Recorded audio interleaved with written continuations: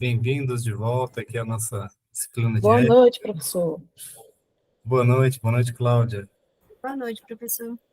Boa Boa noite, noite, professor. Gisele, Vanessa, Sandro, Davi. Muito bem, pessoal, que bom encontrá-los aqui. Tomara que dê certo essa nossa reta final da disciplina, né? O último mês de aula. Eu vou aqui. Hoje eu trouxe mais um daqueles roteiros, slides, assim, para a gente ir acompanhando. O pessoal disse que achou interessante. Aquela apresentação que eu mencionei para vocês, né? É, construída a partir de comandos da inteligência artificial. Então, estou experimentando com isso, estou até curioso com como que isso vai ser usado daqui para frente, então estou vendo aqui como é que vai ficar essa apresentação. Essa é uma daquelas que as imagens foram organizadas por um programinha. Muito bem, está entrando mais gente aqui, deixa eu ver. Grace, Vanessa, ok, muito bem. Então, gente, na segunda-feira, na aula passada, né, eu fiz uma apresentação geral, conceitual, sobre o utilitarismo. Então, agora eu vou fazer uma revisão daqueles pontos, organizar um pouco, assim, os elementos gerais dessa teoria da ética, e aí, daqui para frente, né, eu posso continuar trazendo alguns elementos teóricos, mas muitos também mencionaram o interesse em discutir algumas questões mais práticas, tá? Então, quem quiser trazer sugestões de conteúdo, tá? Então, estamos nesse momento da nossa disciplina. Tá? Inclusive, também queria agradecer a Márcia, né, que organizou aí essa discussão sobre a metodologia nessa reta final do semestre. Tomou esse papel aí de liderança, né? E muito bem, então quem quiser falar também sobre a matéria, a disciplina, as próximas aulas, nesse momento também fique à vontade, tá? Antes da gente retomar o conteúdo. Deixa eu permitir aqui mais pessoas entrando. Muito bem.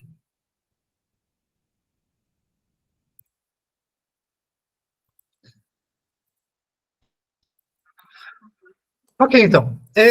Bom, então vamos retomar a discussão sobre utilitarismo. Como eu mencionei na aula passada, ela aponta muito sobre as divisões, as separações, as tradições teóricas que nós temos no Brasil e que é diferente de outros países, tá? Então, principalmente assim naquela discussão entre ingleses, americanos e outros países, tá? Então, países que a gente chama de anglófonos, né? E outras tradições. Porque o utilitarismo é uma corrente, é uma teoria muito forte, principalmente naquele, né, chamado mundo anglófono, né, que surgiu na Inglaterra, essa discussão, então tem uma influência muito grande lá, tem uma influência também muito grande nos Estados Unidos.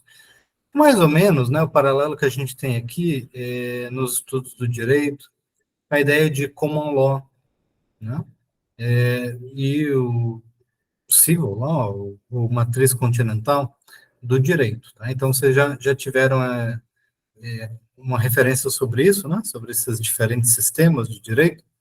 E no campo da ética também existe, de certa forma, essa bifurcação. Tanto, né, que eu brinquei, que para autores, assim, geralmente associados à tradição deontológica, os argumentos do utilitarismo, né, os utilitaristas são apresentados assim como saco de pancada, como alguma coisa, assim, obviamente problemática. Em contrapartida, em outros cursos, outras perspectivas mais americanas ou inglesas, geralmente o utilitarismo é o ponto de partida, o pontapé inicial, para ir se construindo em si uma discussão sobre a ética. Tá? Então, começo só destacando esse ponto, assim como existem bifurcações nos sistemas jurídicos, tradições diferentes, né? Isso influencia as teorias, mas também influenciam julgamentos práticos, né? Então, os juízes, né? Não é só as leis, as tradições influenciam os juízes, julgam diferente, né? Na common law. E em outros lugares também, o utilitarismo tem um peso maior na referência, na formação das pessoas, e isso acaba influenciando também como se pensa a ética. Vamos lá. De qualquer forma, né, como eu já mencionei, o utilitarismo ele se conecta com o sequencialismo, se conecta com a preocupação com os resultados de uma ação e com conceitos como felicidade, né, felicidade geral, não só felicidade individual, mas como felicidade geral. Então, eu vou, inclusive, destacar uma conexão na aula de hoje entre aquilo que a gente já discutiu em Aristóteles com esse utilitarismo. Tá, vamos lá. Aqui. Vejam aqui a imagem, a fotografia do nosso querido Jeremy Bentham. Jeremy Bentham é o autor conhecido como pai do utilitarismo. E, claro, ele é um autor que nasce lá no século XIX, não, XVIII, século XVIII. E aí eu falei, é uma foto dele. E é uma foto dele mesmo, é verdade. Alguém já viu essa imagem? Esse sujeito aqui de chapéu? Não. Como assim é uma foto, né? Não tinha fotografia naquela época. Não, mas é porque isso é basicamente ele empalhado.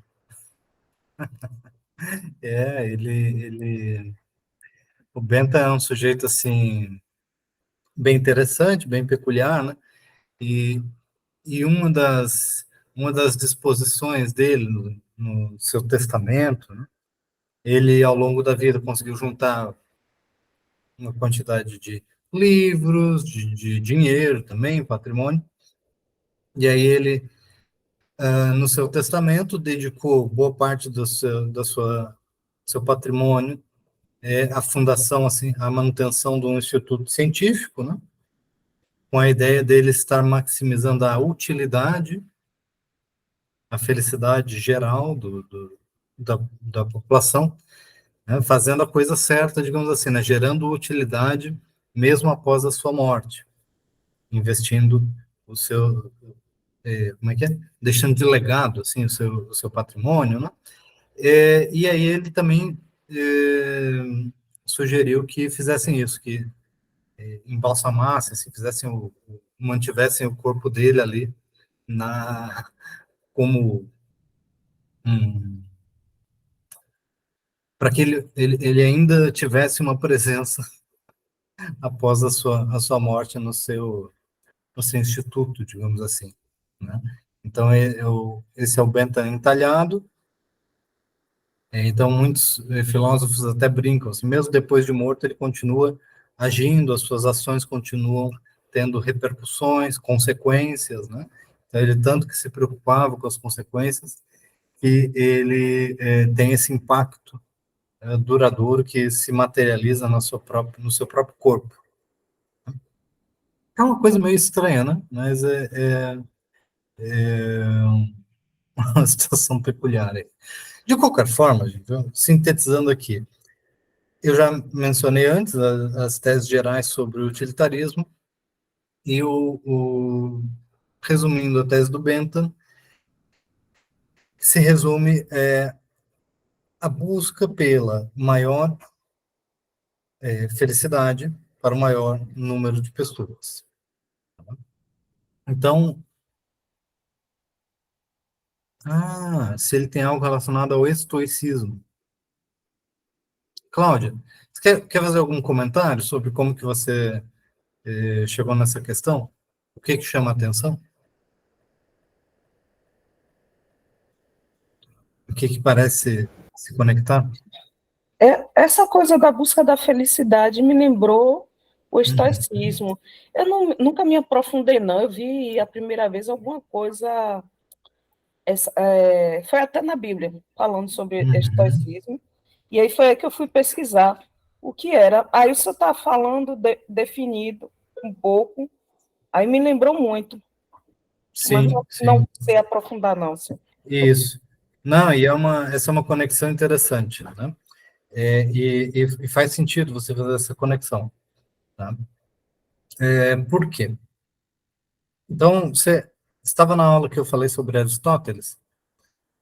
Aristóteles, Sim, sim. né? Não é um estoicista, digamos assim, né? Mas é um autor desses referências, uma referência da antiguidade clássica, do pensamento grego. Ele também falava da ética como vinculada a uma busca pela felicidade, né? A ética das virtudes trazia a ideia de que a moralidade, o agir ético, não tinha a ver com o, o respeito ou o cumprimento de regras específicas ou de valores abstratos, tá? De que o indivíduo deveria buscar as boas finalidades, tá? E as finalidades que a gente busca, né, por exemplo, assim, eu quero ganhar dinheiro, né, eu vou trabalhar para ganhar dinheiro, mas eu vou ganhar dinheiro para fazer o quê? Para pagar as contas, mas eu vou pagar as contas para fazer o quê? Para poder morar num lugar bom, para poder comprar alguma coisa. Mas isso vai me levar ao quê? E aí, com esse tipo de questionamento, o método aristotélico, que era compartilhado por vários gregos, trazia a ideia de se entender qual que é a finalidade suprema, né? Então, o que nós estamos buscando com as nossas ações? E Aristóteles vai dizer que a gente deve buscar um bem, mas esse bem, ele, bem compreendido, vai ser a felicidade. Essa felicidade, ela se relaciona com uma busca individual, mas que, de certa maneira, tem que ser harmonizada com o coletivo. Então, agir eticamente é buscar a felicidade própria, mas, né, agindo em harmonia com o bem comum. Porque se você disser assim, o que me faz feliz é torturar outras pessoas, aí você tem que se questionar bem se isso realmente é o que te faz feliz ou se você precisa de ajuda, de uma intervenção aí psicológica, né? Enfim, né, se você acha que fazer o mal para outras pessoas está lhe trazendo felicidade, na perspectiva de Aristóteles, você está errado, você provavelmente não pensou direito. Então, existe uma tradição lá da Grécia Antiga sobre a discussão entre felicidade, busca pela felicidade individual e coletiva. Tá?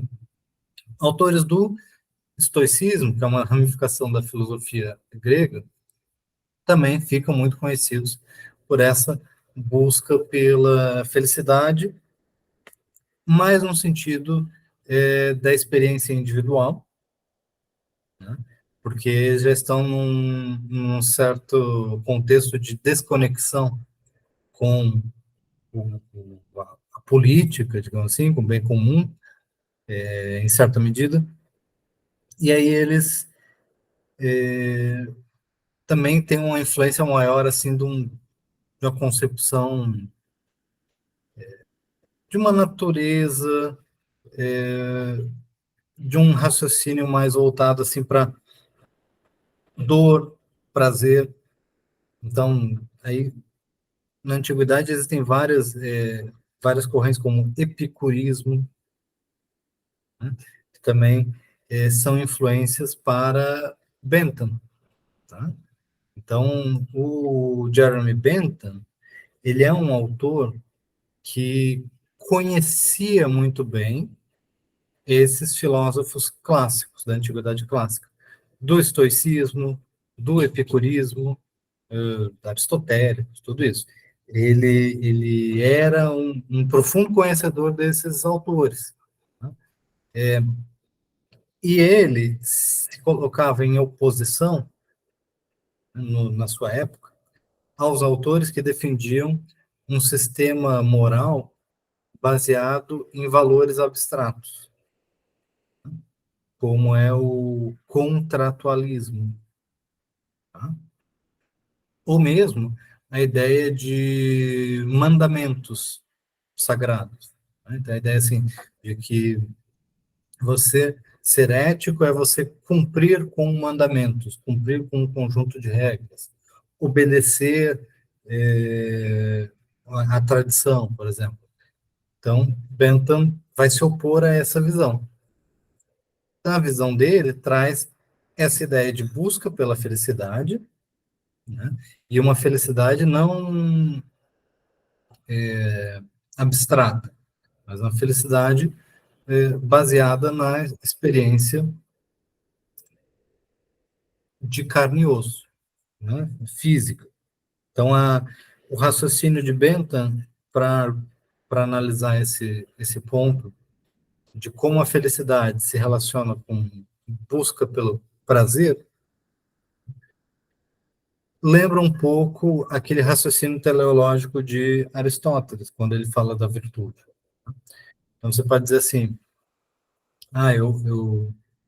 eu desejo fazer alguma coisa, e aí você vai questionando, mas para que finalidade?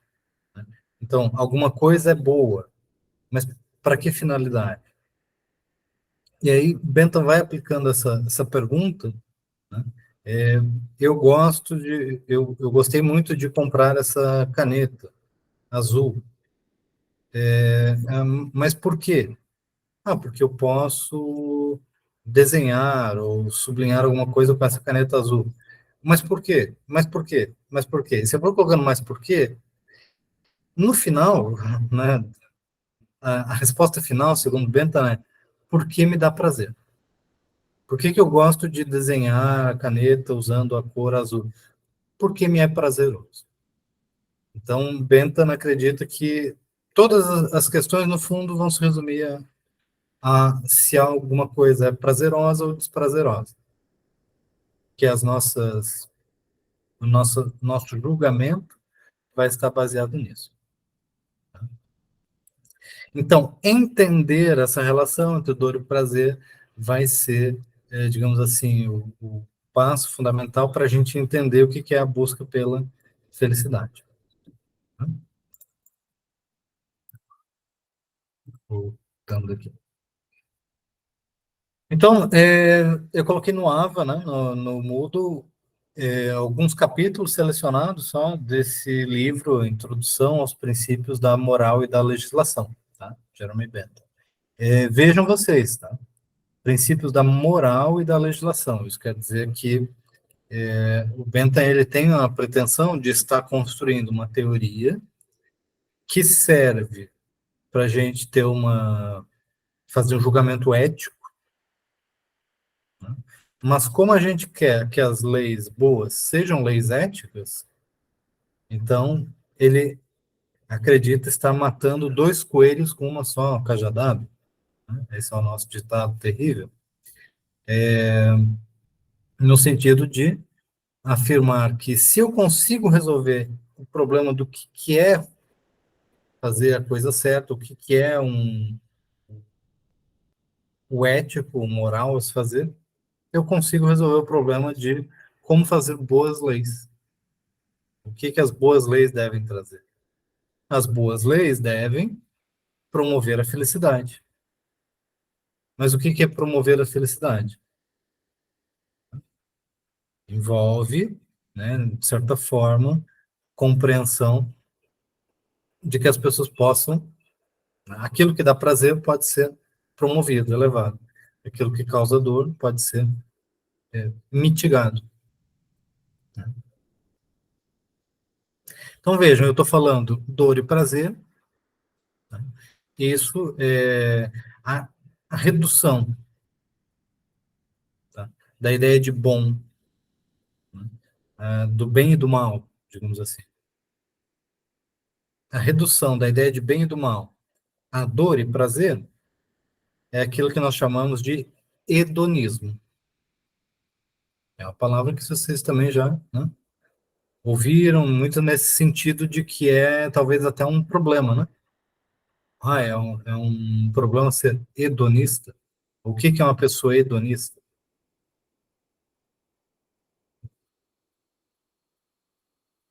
Ela que só está avaliando a questão de dor e prazer. Então, Bentham pode ser considerado um hedonista nesse sentido. Acredita que dor e prazer são as referências naturais, fundamentais, para o julgamento do que é bom e do que é ruim. Prazer é bom, prazer é bom, dor é ruim. Isso cada um pode sentir e dizer. Agora, a segunda palavra aí envolve agregação, tá? Que implica que a noção de um cálculo. Então, não é que todo prazer é sempre, obviamente, bom, toda dor é ruim. Você precisa fazer um cálculo, um somatório, você precisa agregar as coisas e entender que muitas vezes você vai estar fazendo alguma coisa dolorosa, mas para atingir alguma coisa benéfica, para ter um prazer. Tá? Então, eu vou fazer atividade física para ter uma saúde melhor. Tá? Então, alguma coisa. Deixa eu só confirmar aqui. Pronto. Então, a gente pode ter essa referência à análise de cálculo. E o mesmo pode ser aplicado do ponto de vista da população. Eu posso fazer agregar esse cálculo e dizer assim, se o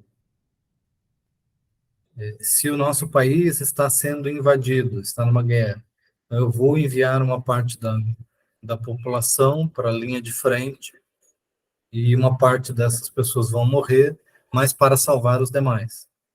Então, há uma espécie de cálculo agregado aí, de dor e prazer. Então, é moralmente justificável que, né, ocorra assim, em que se produza dor, mas para gerar maior felicidade ou prazer.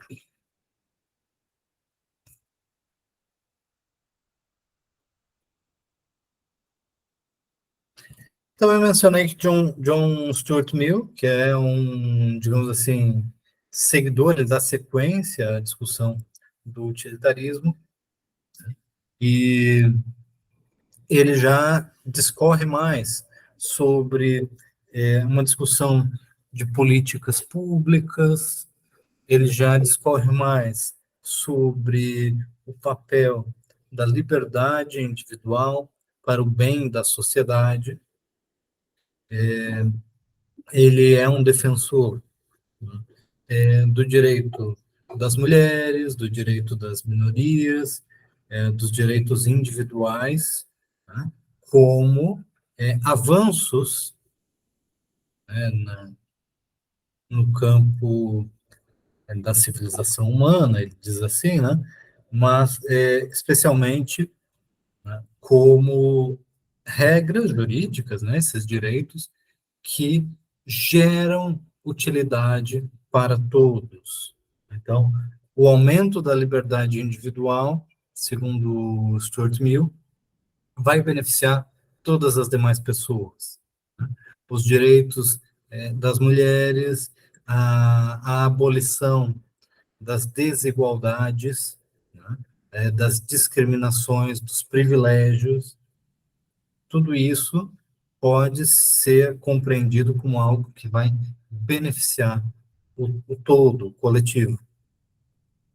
Então, ele é um autor bastante preocupado também com essa perspectiva das reformas sociais, né, políticas, traz aquela perspectiva de uma política parlamentar, representativa, em que as grandes discussões éticas, morais, se dão no campo da opinião pública, a imprensa, portanto, liberdade de expressão precisa ser assim o motor da transformação social.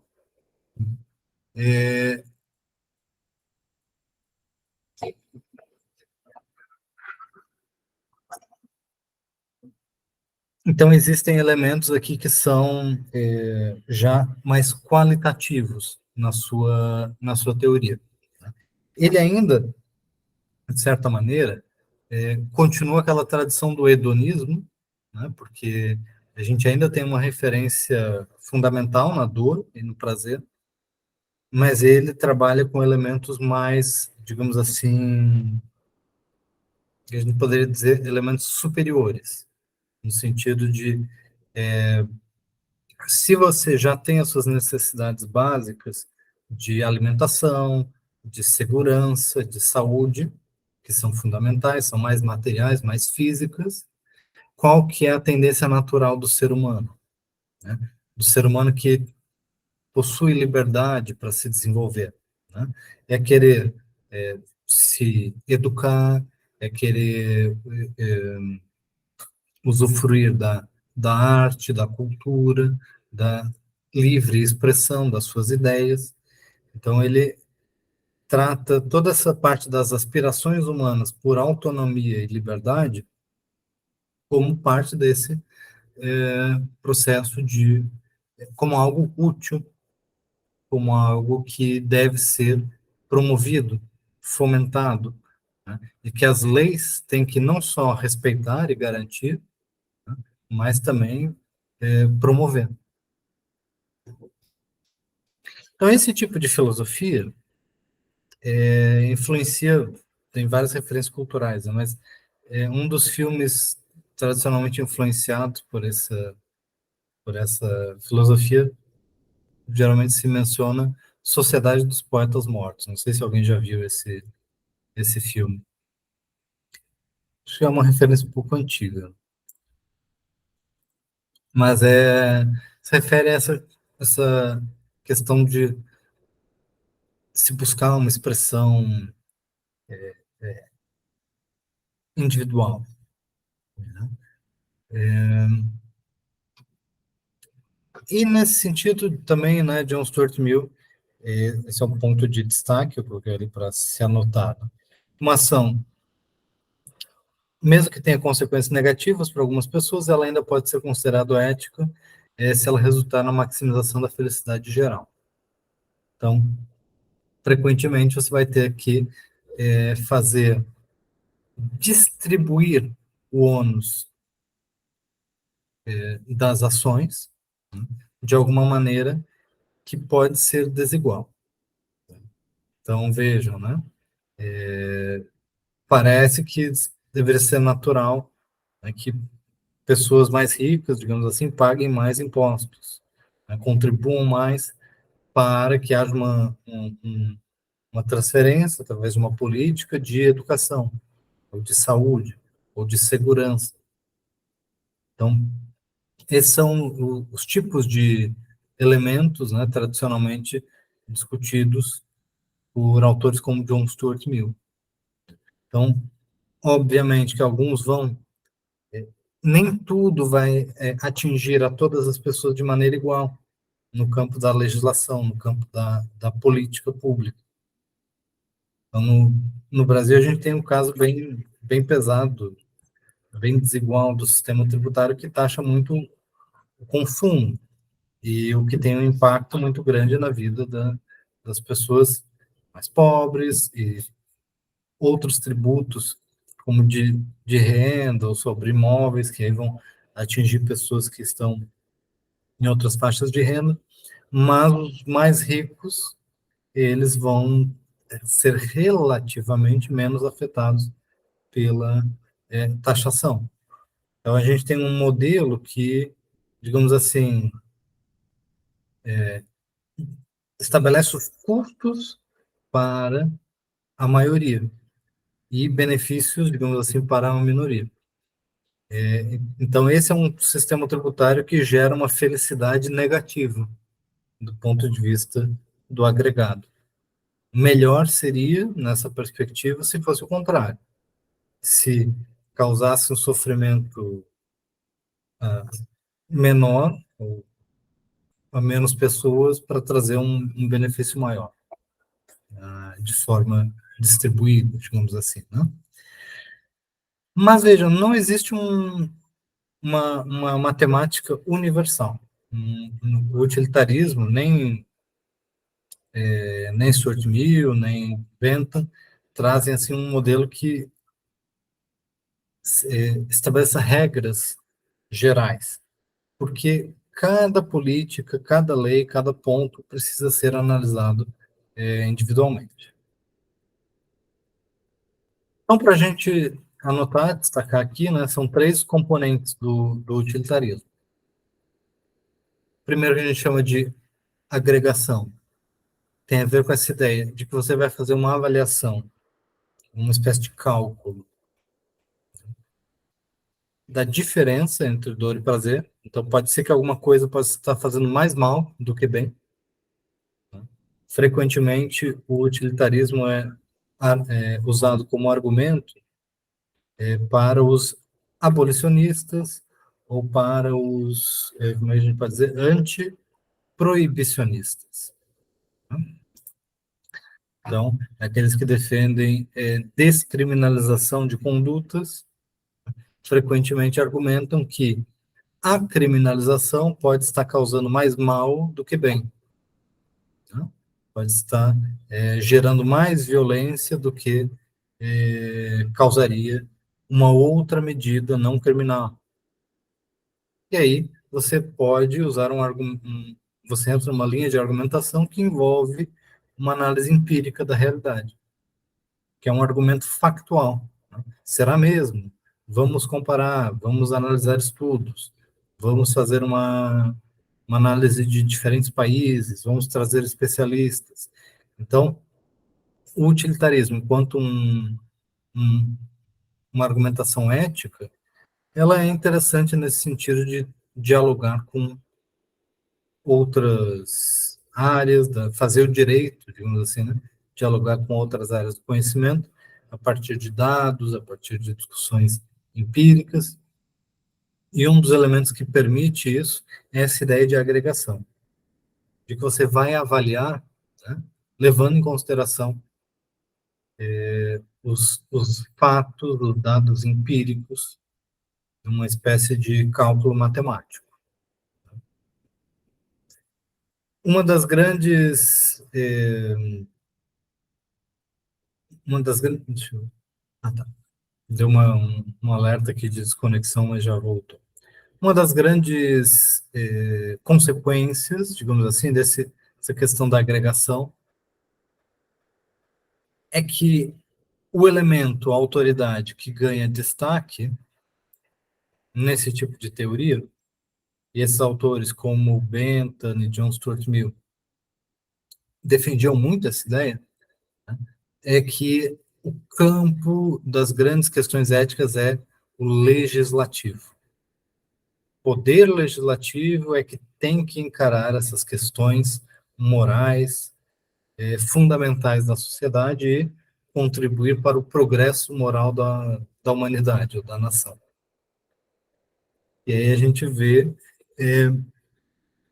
muito da experiência e das expectativas que existiam no século XIX sobre, né, a democratização da política, a expansão do voto, né?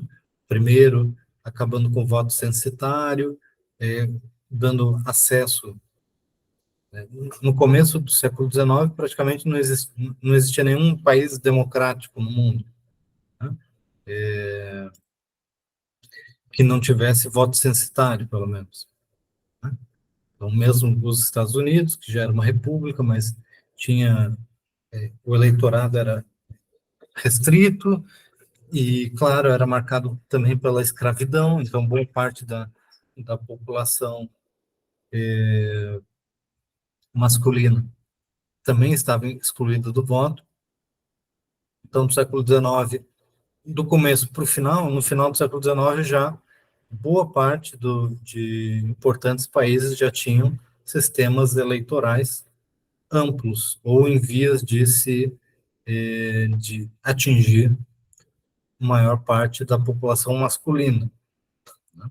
E o voto feminino já ocorre nessa primeira metade do século XX, na maioria desses mesmos países. Então, os filósofos que vêm dessa época, eles olham para essa expansão do sufrágio com muito otimismo, de que agora, quanto mais pessoas estão engajadas na política, mais elas podem votar e eleger os seus representantes, e aí haverá um progresso moral na discussão, um progresso, e o legislativo será esse motor de avanço das questões éticas, né? Só que no século XX, né, ocorrem transformações muito grandes na sociedade, decorrência da industrialização, que já estava ocorrendo antes, urbanização, vários outros fatores, também emergência de autoritarismos, mas basicamente quem vai ganhar muito protagonismo, né, vai ser o poder executivo e comissões técnicas. Então, em vez de hoje, os argumentos consequencialistas ou utilitaristas fazerem parte de um diálogo parlamentar, frequentemente, os órgãos de Estado que discutem as medidas e fazem avaliação das leis, das normas e das políticas públicas, levando em consideração o utilitarismo, né, tendo uma abordagem mais utilitária, são órgãos do Poder Executivo, através dos seus decretos, né, ou dos ministérios, ou então, assim, agências reguladoras. Então, a Anvisa vai fazer uma análise utilitária para saber se deve liberar um medicamento, um agrotóxico, ou quanto de ossos, cartilagem e pele, e coisas assim, pode ter no presunto, por exemplo. Então, essa análise ganha um status, digamos assim, de análise técnica. Mas essa análise técnica, ela pode ser discutida no campo da ética sob termos utilitários. A gente vê um movimento de que o parlamento, muitas vezes, ele deixa de lado uma discussão mais utilitária e os argumentos utilitários vão acabar parando em outras áreas da atuação estatal. Uma área em que isso está adentrando, digamos assim, é a do Poder Judiciário, em parte por influência de outros sistemas jurídicos. Mas a adoção pelo Poder Judiciário de uma análise utilitarista, né, de fazer aquilo ali que eu destaquei no slide, de fazer a agregação, né, de avaliar a dor e prazer e de fazer uma análise das consequências, né, consequencialismo, isso já é algo um tanto controverso quando se trata da atuação judicial. Porque, afinal de contas, o judiciário ele tem aquela incumbência, né, de julgar o que é legal e ilegal, se alguém tem direito ou não tem direito. E veja, você tem direito à saúde, você tem direito à liberdade, você tem direito a uma audiência de custódia. Essas parecem ser questões ontológicas, existenciais, de sim ou não, se você tem ou não esse direito. Né? E se você tem o direito, então só tem uma decisão possível. Né? No entanto, cada vez mais os tribunais eles também acabam fazendo uma análise das consequências ou da utilidade. Será que você tem direito a esse medicamento? Significa não se você tem o direito em abstrato de viver, mas se o Estado consegue providenciar esse medicamento de uma maneira que não vai prejudicar o atendimento à saúde de outras pessoas de uma maneira desproporcional. Ou então, né, se a pessoa tem direito ou não a alguma coisa, e aí o juiz começa a analisar as consequências. Né? Veja, se você tiver, se você receber uma sentença favorável nesse direito, então pode ser que outras pessoas também venham querer discutir isso, e aí isso vai gerar uma consequência, talvez adversa no sistema judicial. Só que vejam, o juiz fazer isso está talvez extrapolando o campo do processo, né? Ou não? Ou será que isso deve ser incorporado ao direito? Então, essa é uma das perguntas mais relevantes, tá, da aplicação desses critérios, esses componentes do utilitarismo hoje. Tá? Vocês vão ver, provavelmente, nos próximos anos, cada vez mais isso, porque isso está aparecendo na jurisprudência, aparecendo nos tribunais, isso tende a ser, tende a aparecer no discurso jurídico, por conta das mudanças das influências que eu tinha mencionado para vocês no início da aula. Né?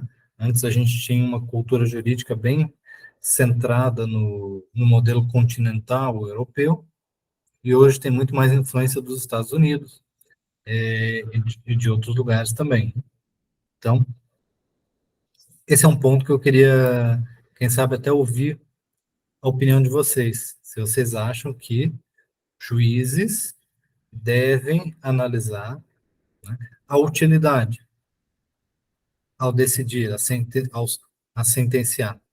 Especialmente, né, juízes devem avaliar, né, as consequências de um julgado, né, para além do processo judicial que eles estão analisando.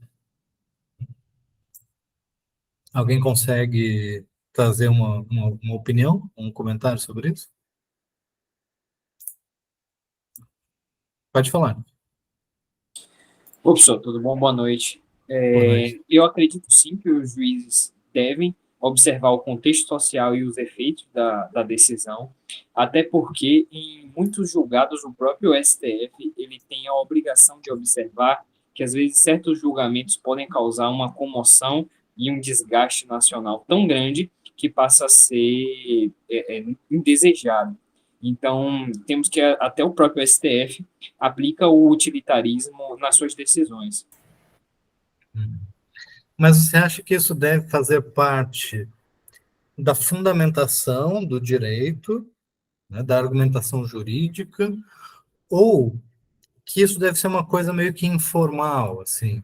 Porque, de certa medida, a gente já pode ver isso na prática, mas de maneira informal, como, por exemplo, o presidente do STF, ele vai colocar em pauta determinado processo ou não? Ele vai deixar para depois? Ou tem alguém que vai pedir vistas, digamos assim, para deixar esse processo em suspenso, porque não é o momento? Então, talvez ele esteja fazendo esses cálculos utilitários ou das consequências, mas de um ponto de vista extraprocessual, né, do ponto de vista meta, digamos assim, né? Agora, será que isso deve ser incorporado na fundamentação, nos argumentos, digo, por conta das consequências sociais, o meu voto é contra ou a favor? Rapaz, professor, eu acredito que na fundamentação é necessário constar, até por transparência e para mostrar, sinalizar para a sociedade o motivo da decisão.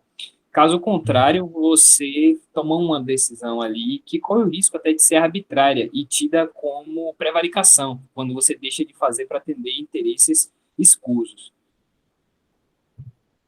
Consegue me dar um exemplo? Um exemplo de um juiz que pede vistas de um processo a pedido, ou por conta de algum interesse de amigos e etc. Se não tiver na fundamentação que ele dobrou normas legais em prol de um fim utilitarista, pode-se até imaginar num cenário de prevaricação. Entendi. Entendi o seu argumento. Interessante. Professor, o que ele fala me lembra muito do ativismo judicial, né? Me lembra um pouco do ativismo judicial, que é quando o juiz meio que vai para além daquela sentença, né, com o intuito de, sei lá, provocar o STF, né, ou uma instância superior, por aquilo que ele acredita que tá vago, né, está precisando de um olhar além daquilo que está posto na lei. Seria isso? Você consegue reformular o seu comentário numa pergunta? Para ver se eu consigo dizer sim ou não. Pronto. O que o colega está se referindo pendendo para o lado de concordar para que o juiz vá além do que está na sentença, sei lá, na lei, seria no caso do movimento do juiz ativista. Tá, entendi. Seria equivalente a isso, e que inclusive me lembra um pouquinho do que o senhor acabou de falar de utilitarismo, né? Que a pessoa está com essa preocupação não só do individual, mas com o bem-estar social, né? Me lembrou um pouco, não sei se eu estou sendo equivocada. Então, eu acho que essa é uma questão bem complexa, né? Então, eu não sei se isso tem a ver exatamente com o que o Davi estava querendo dizer, porque eu não quero botar palavras na boca dele. Mas o que eu posso dizer é que o ativismo judicial, ele tem várias discussões sobre ativismo judicial. Tem algumas pessoas que acham isso um problema enorme, uma deturpação do que o direito diria, ou do papel do juiz, enquanto outros veem como algo mais natural da ideia de Estado de Direito, que os juízes têm um papel, assim, muito relevante nas discussões, inclusive de discussões políticas. Então, num Estado de Direito, é natural que os juízes influenciem, façam a diferença e tudo mais, né? Então, o que a gente pode ver de uma conexão aí é o seguinte, né? Eu mencionei para vocês. A influência do pensamento utilitário, né, no judiciário é algo controverso, mas não vai parar por aí, só vai aumentar essa discussão. Tá? Por quê? Porque cada vez mais, e por vários motivos, juízes se veem na posição de fazer uma análise consequencialista, de fazer uma análise utilitária. Então, isso precisa ser analisado. Não necessariamente isso significa dizer que é um ativismo judicial, porque às vezes ativismo judicial tem uma conotação de interferência indevida do juiz na política, digamos assim. Então, isso aí já envolveria um julgamento de méritos, né, sobre se é certo ou não o juiz agir de tal ou tal forma. Mas o que eu quero identificar é que cada vez mais esse tipo de questão vai aparecendo, né? Se o juiz deve ou não julgar as consequências das suas decisões de maneira utilitária. Tá? Por quê? Porque o modelo tradicional do juiz, que vem lá de uma suposta tradição do direito romano, é de que o juiz ele é uma parte neutra que olha para duas partes em conflito, só duas, né? Tem A e tem B. E aí ele vai discutir, ele vai decidir quem tem razão. E pronto. E então o processo judicial ele se encerra ali, num mundo artificial. Então costumava se dizer assim, o que não está nos autos não importa, não está no mundo. O juiz está decidindo dentro dos autos, dentro daquelas duas partes, dentro daquele processo. Se amanhã vier um outro caso parecido, mas vai ser outro processo, outro caso, vai ser outra decisão, talvez. Então,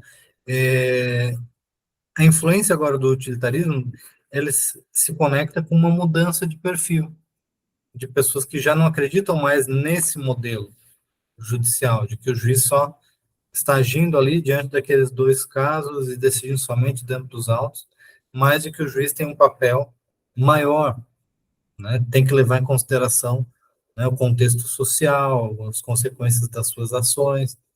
Então, esse é o ponto que vale a pena a gente prestar mais atenção na discussão. Agora eu vi no chat, eu não tinha visto antes, né? O Davi colocou assim, se eu já tive a oportunidade de ler A Mente Moralista, de Jonathan Haidt. Tá? Esse é um ótimo livro. Eu tenho esse livro, já li, inclusive, e,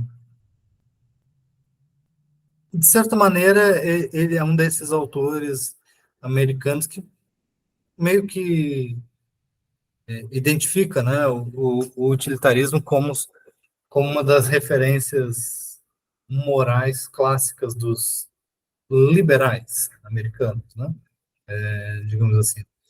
Não sei se o Davi queria comentar alguma coisa sobre esse livro, sobre esse autor.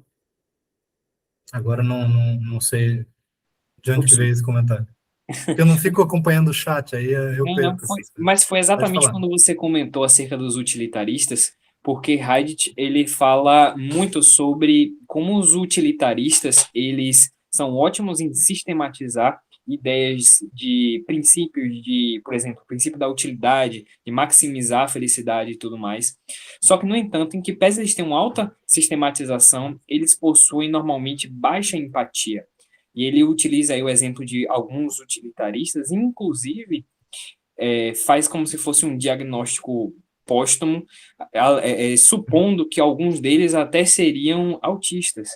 Com todo respeito às pessoas que estão enquadradas no espectro autista, mas o Haidt ele classifica que normalmente o espectro ele é caracterizado por uma pessoa que às vezes tem alta capacidade de sistematização e baixa empatia.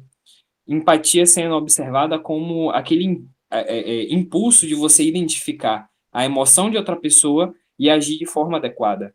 E essas pessoas que têm uma alta capacidade de sistematizar e imaginar princípios utilitaristas, normalmente esquecem também de analisar o mundo de forma mais empática e imaginar os sentimentos. Por isso, quando o senhor começou a comentar sobre o utilitarismo, só me veio à cabeça imaginar que boa parte dessas teorias que visam maximizar a felicidade, criam até equações, às vezes faltam de pensamentos empáticos.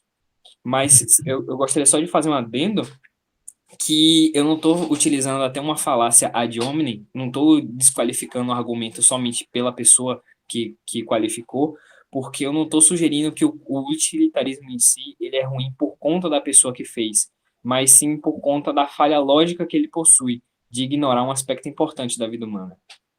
Seria até cruel eu falar que é errado porque a pessoa é autista, seria até incorreto. Só fazendo esse Agora, adendo. o utilitarista discordaria dessa acusação de que ignorar a empatia é uma falha lógica da teoria, né? Porque muitos utilitários vão dizer: a gente realmente quer que os julgamentos sejam baseados em empatia?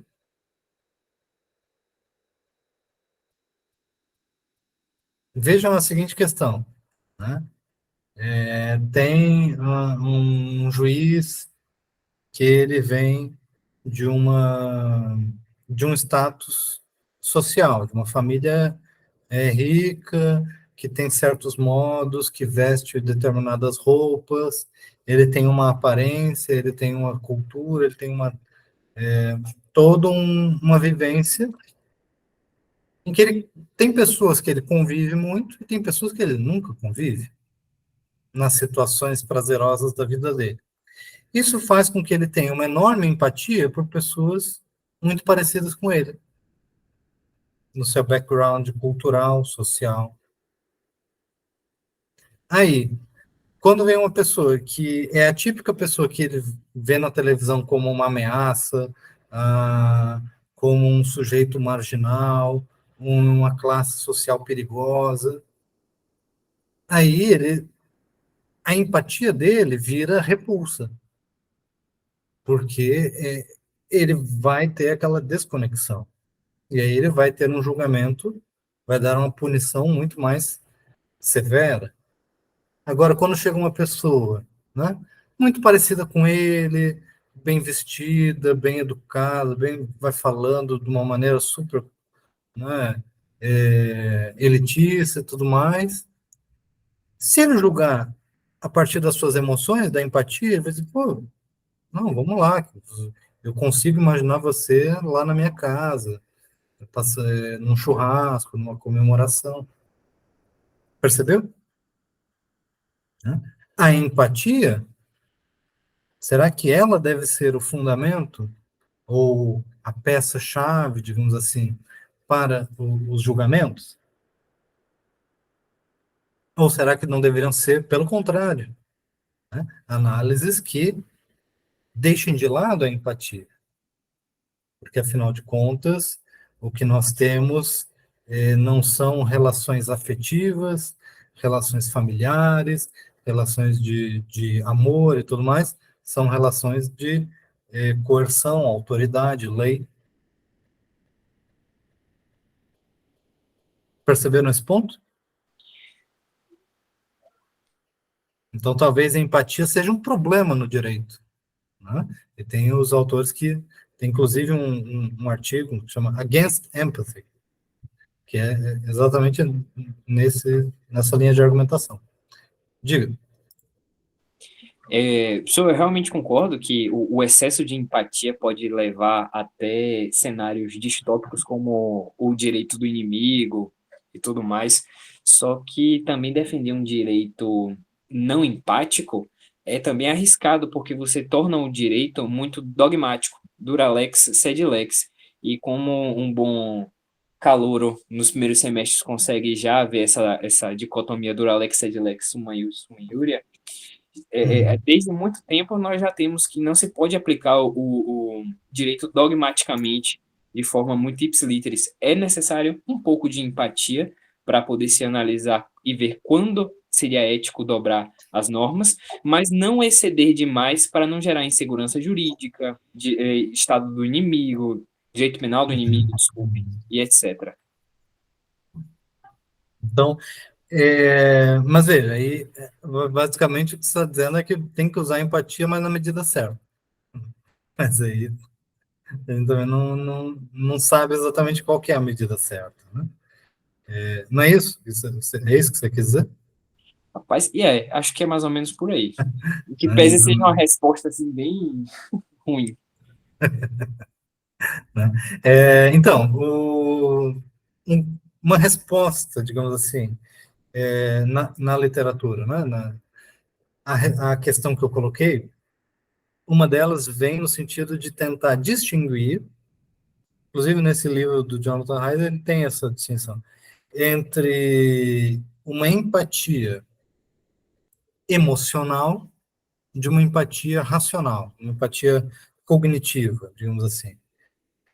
Então, por exemplo, o, muitos críticos da empatia, inclusive, vão dizer que, no fundo, muito do racismo, da discriminação, muito dos preconceitos, eles estão relacionados com essa tendência humana, que a mesma coisa que leva à empatia também leva à discriminação. Quer dizer assim, você começa a né? Gostar mais daquelas pessoas que são mais, que você convive mais, que você tem mais familiaridade e tal, e aí de repente você começa a discriminar ou não ter a mesma benevolência para com aqueles que não fazem parte das suas relações afetuosas. Não que o racismo seja simplesmente isso, não é, né? Mas isso é um dos aspectos. E aí tem uma discussão, né, sobre a gente pode criar, por exemplo, leis que sejam empáticas do ponto de vista racional, né? Então, a proibição da tortura, de castigos cruéis, leis que estabeleçam a necessidade de tratamento digno. Então, eu vou estar estabelecendo racionalmente a empatia através das regras. E aí, não cabe ao emocional do juiz usar a empatia emocional sua, subjetiva, mas garantir a aplicação empática, digamos assim, sistemática, né, das leis. E aí, por exemplo, você diz que as leis não podem ser utilizadas de forma muito dura, mas aí alguém poderia contra-argumentar assim: veja, eu quero que a proibição da tortura seja aplicada duramente. Enquanto que alguém vai poder dizer assim, tá, mas você não pode ser radical, né? Quer dizer, tem uma situação ou outra, que uma torturinha aqui, uma torturinha ali, talvez seja boa para ajudar na investigação. Então, às vezes a gente argumenta de uma maneira, pensando num objetivo, mas o mesmo argumento pode ser completamente aplicado a uma situação diferente. Eu acho que quando você estava dizendo que a lei não deveria ser aplicada duramente, você não estava defendendo, digamos assim, relativizar a proibição da tortura, ou estava? Ô, professor, eu achei que até era uma pergunta retórica, mas não. Mas eu Mas quero ver a sua reação. o, normalmente, acho que, se eu não me engano, a definição de tortura, ela tá mais.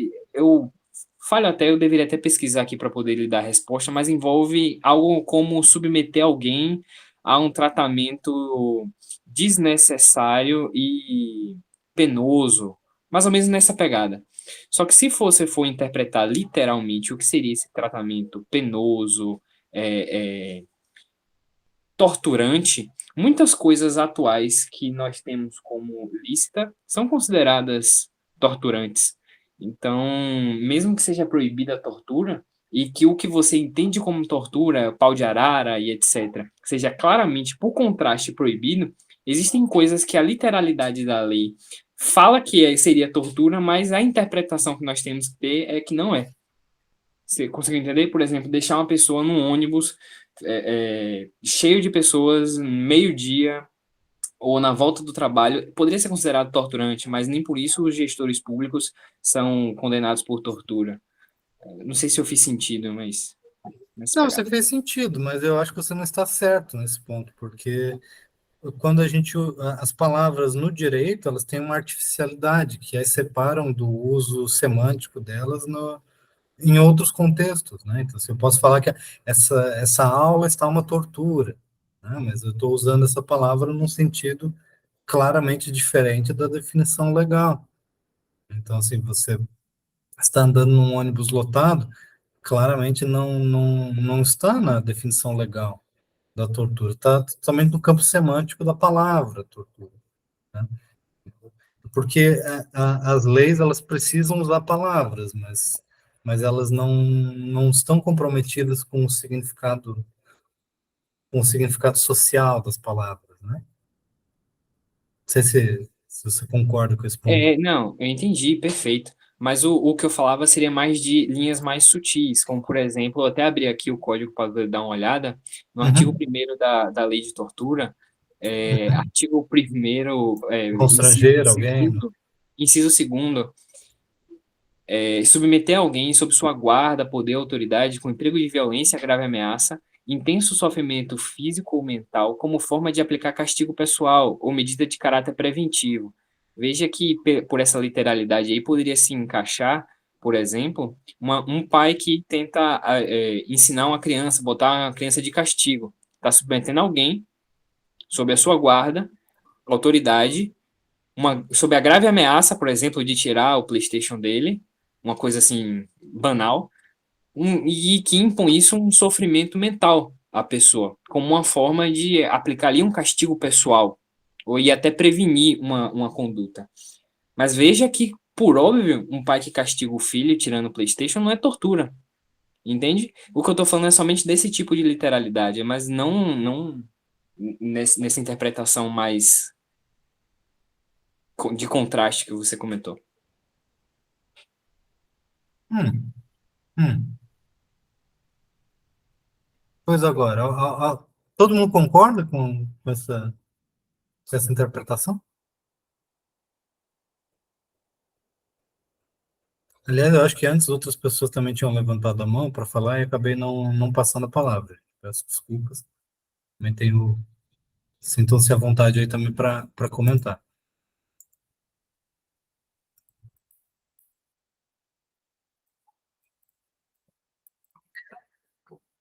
O ponto anterior que eu estava destacando era sobre. Acho que a gente acabou entrando numa discussão um pouco lateral, né? Porque, primeiro, a gente estava discutindo sobre o utilitarismo e a sua desconexão, a desconexão da teoria utilitarista com aquele sentimento humano natural chamado empatia. Então, os autores do utilitarismo, eles estão tentando criar um sistema racional de cálculo para dizer que a moralidade vai no sentido de fazer esse cálculo racional que mede dor e prazer as consequências das nossas ações, ou regras. Tá? Isso, portanto, não tem a ver com a ideia de empatia. Aí eu trouxe o seguinte questionamento, né? Isso é um dever ou melhor, isso é um defeito da teoria, o fato dela não trazer a ideia de empatia, né? Maria Clara, é o mesmo link, tá? Só para responder esse ponto. E aí eu disse que os utilitários, muitos deles, eles rejeitam o uso da empatia como um critério de julgamento moral, dizendo que, inclusive, a empatia ela é discriminatória, ela é desigual, né? E ela não é racional, portanto, não pode ser um fundamento para julgamento moral. Tá? O que o Davi trouxe é relacionar, né, a empatia como se fosse assim um elemento de flexibilização da interpretação jurídica. Quer dizer assim, vamos evitar que o direito seja duro demais a ponto de causar injustiças por conta de uma aplicação não empática do direito. E na tradição da teoria do direito, da filosofia do direito, da hermenêutica, esse tipo de interpretação não é discutido a partir da empatia, é discutido através da uma técnica de equidade, ou de interpretação a partir de razoabilidade, ou de proporcionalidade. Então, existem várias técnicas interpretativas que giram em torno disso. A mais antiga delas é a equidade. Então, a ideia de que se uma lei dura, se aplicada de forma muito rígida, pode causar injustiça. Então, nessas situações,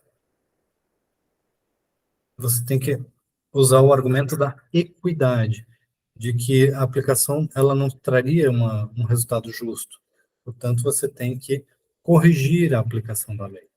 Então, na tradição da argumentação jurídica, utiliza-se o argumento da equidade. Do ponto de vista mais moderno, muitas vezes se utiliza a ideia de razoabilidade, de proporcionalidade, no campo do direito público, isso é muito comum. Mas, raramente, né, isso não faz parte da nossa argumentação jurídica, os juízes argumentam a partir da empatia. Ah, não, eu senti empatia para com essa pessoa e, portanto, eu irei beneficiá-la de alguma forma. Inclusive, muitas pessoas veriam isso como algo problemático.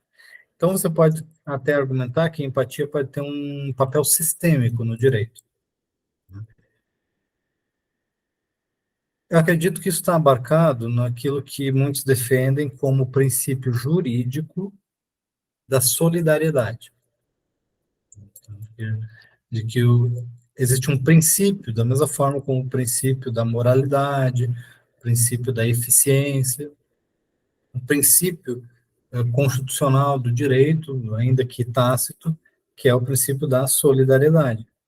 Você precisa compreender a aplicação do direito, a efetivação do direito, levando em consideração, né, solidariedade não para com o indivíduo e também para com o coletivo. Enfim, existem vários argumentos propriamente jurídicos, né, e a empatia, ela ainda não é discutida no nosso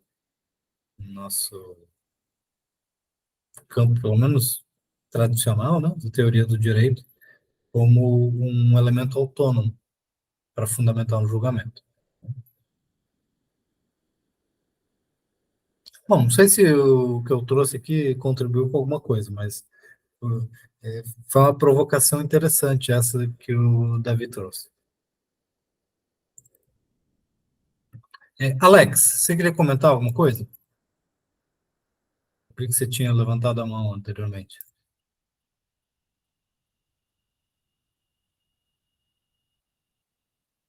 Bom, então vamos encaminhar aqui para a conclusão da nossa aula.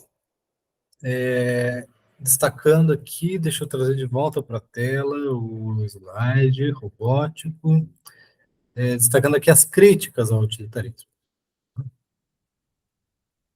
Críticas e algumas oposições. Primeiro, a ideia do hedonismo. Tem alguns críticos que acham que não é verossímil, não é assim algo desejável você trabalhar com uma teoria moral que gire somente em torno da questão da dor e do prazer, de que isso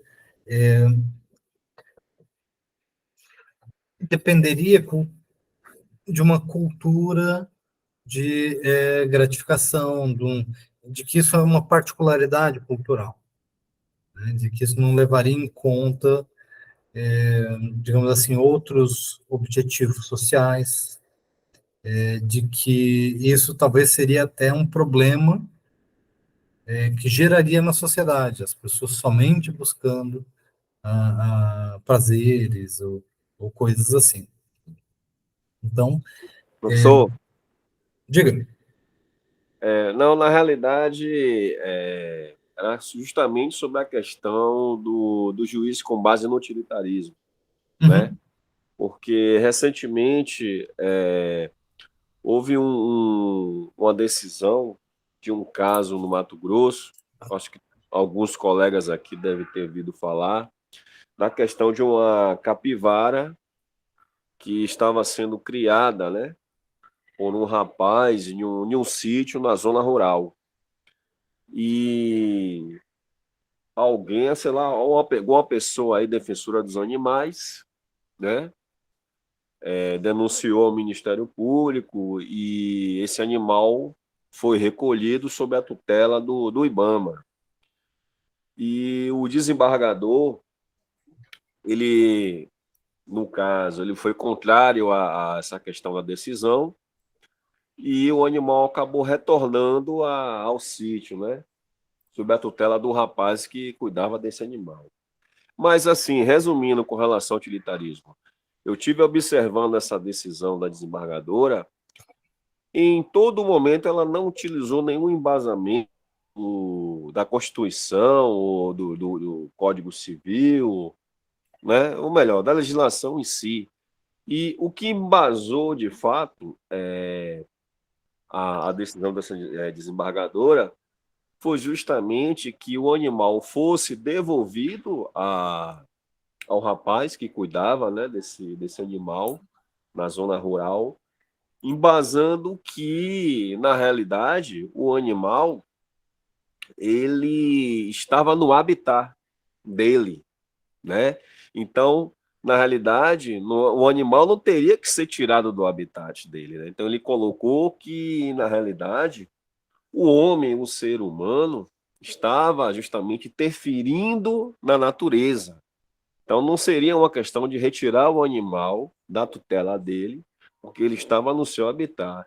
E aí, na decisão, ele coloca princípios até mesmo de questões assim éticas e morais com respeito à fauna, né? A fauna e a flora, no sentido de respeitar o ambiente desses animais. Então, eu agora analisando, a gente estudando aqui esse assunto, percebe-se aí uma teoria totalmente utilitarista dessa magistrada, da desembargadora, no caso, para embasar essa decisão. Entendeu? Bem interessante isso que você falou, porque eu não tenho como analisar, não vou falar sobre a decisão porque eu não li, entendeu? Mas assim, o que você está trazendo é bem interessante porque numa aula anterior, que eu falei sobre o consequencialismo, uma das aplicações, coisas que conectam esse tipo de abordagem teórica, é a capacidade de você analisar a natureza, o meio ambiente, os ecossistemas, tudo isso como sendo assim, não só um objeto passivo, mas como alguma coisa que faz parte da discussão ética. E Você pode estar fazendo bem para o ecossistema, você pode estar fazendo mal. E a natureza, o Pantanal, a capivara, tudo isso, né? No discurso jurídico tradicional, não são sujeitos de direito, não são pessoas. isso. E a gente vem de uma tradição que diz que só pessoas têm direitos, né? Tanto que se a gente quer que uma empresa, um, um instituto, alguma coisa, tenha direitos e obrigações, você tem que criar uma pessoa jurídica, né, para o direito conseguir operar. E a capivara não é nem uma pessoa física, no nosso sentido, nem uma pessoa jurídica, né? O meio ambiente, o Pantanal, um ecossistema. Só que essa ideia de que só os interessados são pessoas físicas ou jurídicas, né? Que o direito e as questões éticas só atendem a pessoas, no sentido tradicional, né? Ela vem sendo colocada em questão, né? Às vezes explicitamente, ou às vezes simplesmente tende-se a deixar isso de lado e aplicar outras concepções, né? Até porque não é todo o direito, tipo, não é todo o sistema jurídico que tem essa distinção muito forte.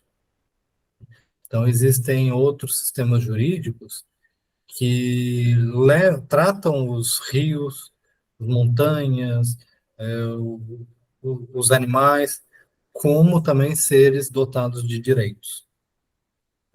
O que parece uma coisa meio viagem, né? Mas, assim, para outras sociedades isso tem um peso muito grande, né? O pluralismo jurídico é fundamental. Então, você dizer que um rio tem um direito a fazer uma coisa ou outra, na nossa tradição parece assim coisa meio ridícula, mas isso existe em outros sistemas jurídicos e cada vez mais isso pode ter influência também no, no direito, né? Então é uma mistura. O utilitarismo ele abre portas para um monte de outros argumentos e ele vai cada vez mais aparecer no discurso jurídico brasileiro.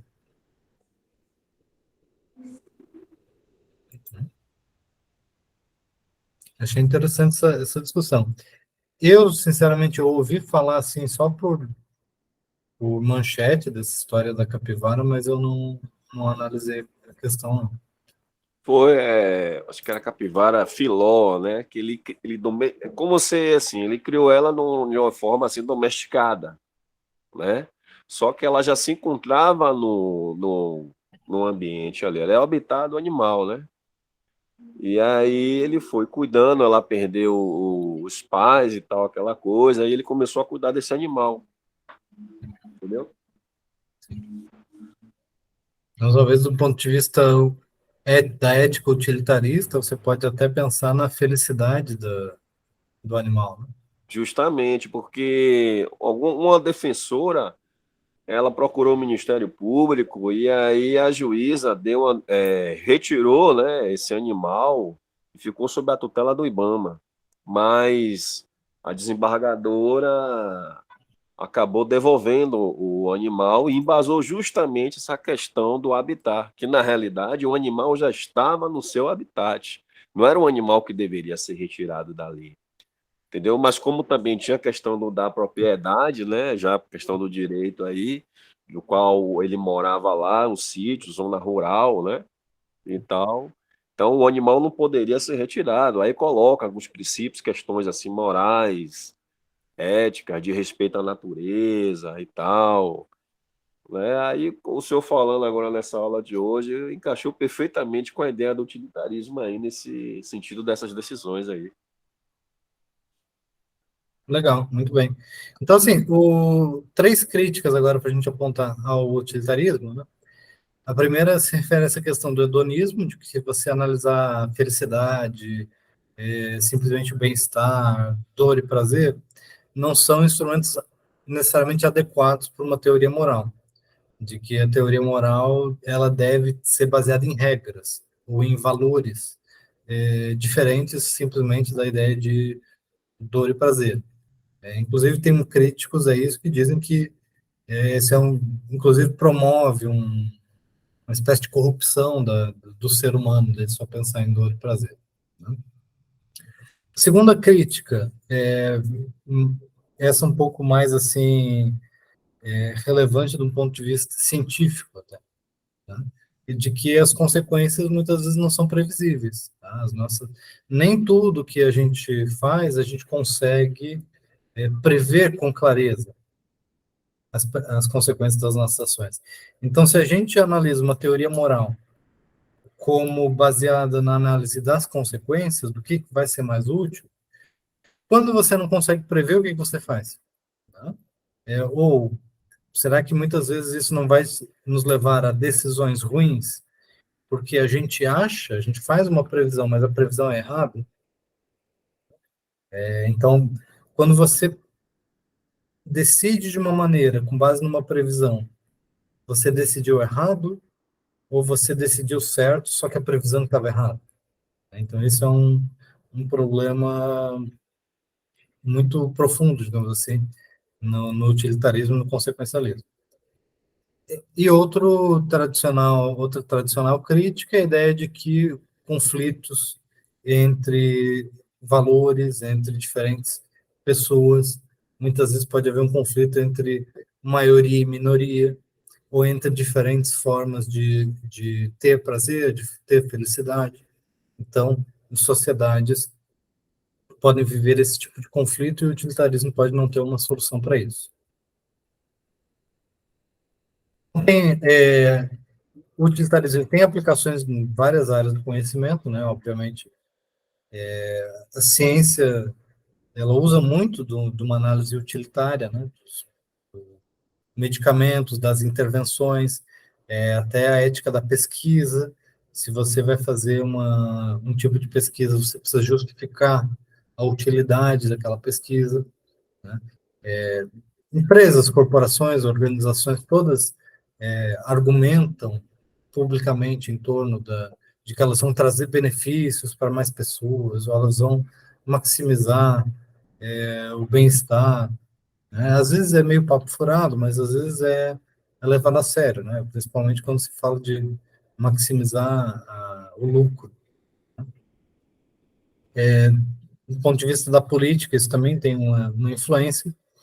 Tem uma discussão também sobre doações, sobre ativismo social, sobre quais ações nós devemos fazer para ter maior impacto na mudança na sociedade, um determinado assunto. Tá? Então, o utilitarismo ele é muito rico para esses diferentes campos. Tá? É muito além do direito. Coloquei aqui como uma coisa para vocês responderem assim agora mais do ponto de vista da reflexão final, né? Por que algumas pessoas acham o utilitarismo atraente, outras acham repulsivo? O que isso diz sobre a gente, tá? Sobre os nossos conceitos? Tá? Além disso, tem tanto do ponto de vista do direito, das ideias de justiça, tem muitas críticas da ideia de que o utilitarismo ele nem sempre vai levar a uma sociedade mais justa, tá? De que você precisa levar em consideração como que você vai fazer justiça em sociedades que já têm desigualdade, sociedades que já têm, digamos assim. Depois eu vou dar uma aula só sobre isso, tá? Sobre John Rawls e a justiça como equidade. Eu vou resgatar esse ponto na semana que vem. Tá? E também a ideia de que os direitos individuais, de que a ideia de garantias de direitos seriam melhores do que um cálculo de utilidade. Tá? Então, outros autores, como Nozick, vão dizer que o utilitarismo ele é perigoso, tem certos aspectos, ele é inadequado, de que o que a gente deveria buscar é garantias de direitos fundamentais, né? Individuais, digamos assim, contra o Estado, contra a autoridade pública. Então, na próxima aula eu retomo alguns desses argumentos contrários ao utilitarismo para introduzir essa discussão de John Rawls e a justiça como equidade. Tá bom? O Davi colocou ali no chat, o utilitarismo é atraente porque é fácil. Né? Ele se refere a uma fórmula matemática, né? Então, é fácil no sentido de que tem a fórmula matemática, mas você fazer o cálculo não necessariamente vai ser fácil fazer esse cálculo. Ele diz que é repulsivo porque a fórmula necessariamente é limitada, não é capaz de analisar o mundo de forma holística e empática. Então, essa acho que é uma avaliação que talvez reflita a percepção de muita gente. De que o utilitarismo ele tem algumas coisas atraentes, mas ele também tem algumas coisas que afastam as pessoas. Tá? Principalmente porque ele não é intuitivo, nesse sentido de que ele não se relaciona com a maneira como a gente se sente a respeito das coisas. Que é justamente esse o ponto da empatia. Muito bem, gente. Tá? Então, a gente já está no conteúdo, vejam vocês, da terceira avaliação, terceiro questionário. Vai ser sobre o utilitarismo e sobre esse último ponto que eu mencionei, justiça como equidade. A visão de John Rawls e esse debate entre utilitaristas e não utilitaristas contemporaneamente. Certo? Então, até semana que vem. Nos vemos lá. Um abraço a todas e todos. Tchau, tchau. Tchau, tchau.